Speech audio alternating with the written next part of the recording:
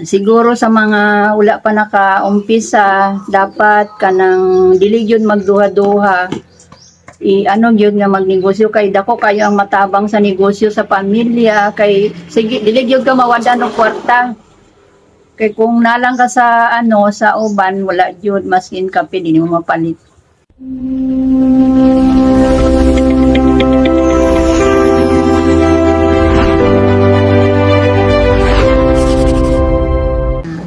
Hello po, ako po si Saraya D. Puntuan, Secretary ng Strong Trade SLPA.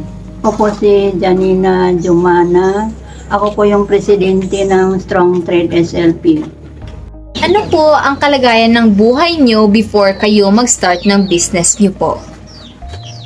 Ang dati mahirap, walang trabaho, nakatambay lang kami. Nasa bahay lang Sa bahay lang.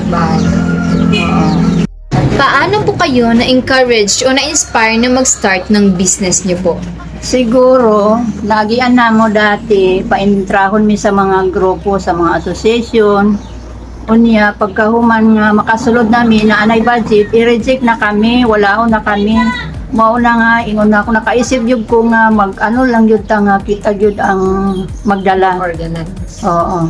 And tungod po sa DSWD, salamat kaayo sa ilahang pag-adto diri nag-organize sa amo ang lugar. Dako jud natabang ilahang sa amo adere pag-organize as association.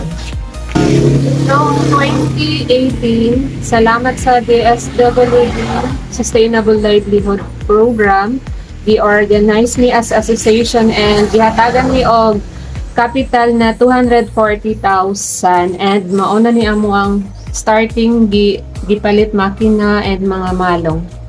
Salamat kaayo sa DSWD SLP. Sakto po ba yung income nyo para mabigay ang pang-araw-araw na kailangan nyo po? Sa ngayon, ang maingon ako, isakto yun, pero dati, wala. Pero karon makaingon yun yung salamat kay sa DSW kay tungod sa ilaha, naami mga income na. Maka-provide ni og para sa mga at least baon-baon, pagkain din sa mga pamilya na. Una, kay wala jud mi income pag-abot sa tabang sa DSWD, especially sa SLP, na maka-provide na jud mi og pang everyday na mo nga pamilya og amo ang mga miyembro ingato pod ma-provide na pod nila ilahang mga daily needs makatabang sa ilahang pamilya. Ano po ang pinaka-best selling products nyo at bakit po? Kani ang tinatawag na box tight batik na shoulder bag, mao ni amo ang pinaka-sales halinon. Kasi pwede ni siya sa office, pwede po ni siya butanganan og laptops, other gamit or pang travel. And kani pod amo niya ang ginatawag namon na doctor's bag, pang office, lalagyan din ng mga gamit ng mga personal.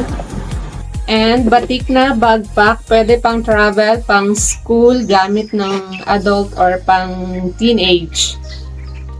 Kaning coin purse, damo ni pwede ni sa mga senior, butangan nila og mga ID, mga sinsilyo nila para dili madula. And kaning pouch na mo na batik, saleable food niya siya, lalagyan ng cellphones, mga personal things like lipstick, mga ganyan ballpen, IDs, pwede dito.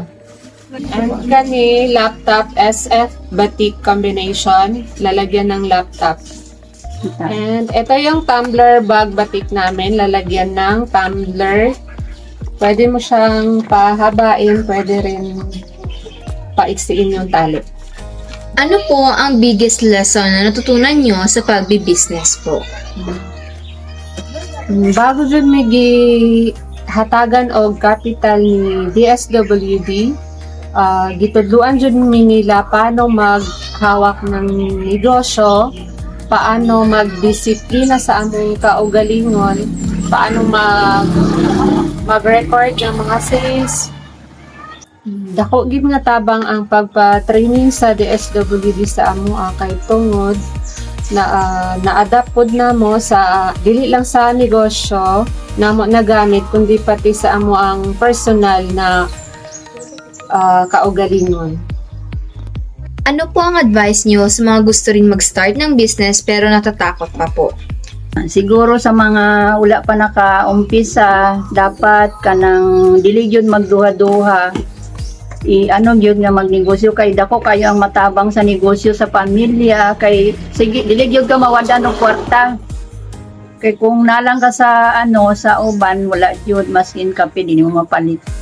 Ang ma-advise ko lang sa wala pa nakasugod og negosyo, dapat gyud nga magnegosyo.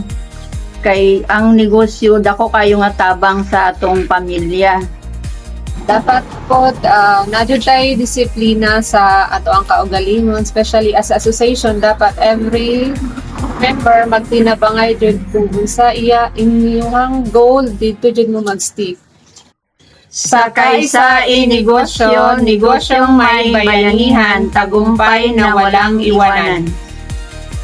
Sa kaisa negosyo, negosyong may bayanihan, tagumpay na walang iwanan. Isa sa daan, kaisa tayo. Abot kamay ang asenso, negosyo't pag-angat. Sabay nating ito todo sa serbisyo, sa sipag. Tayo'y magkaisa, kaisa negosyo. Tagumpay ay maakamtan na. Tagumpay makakamtan na.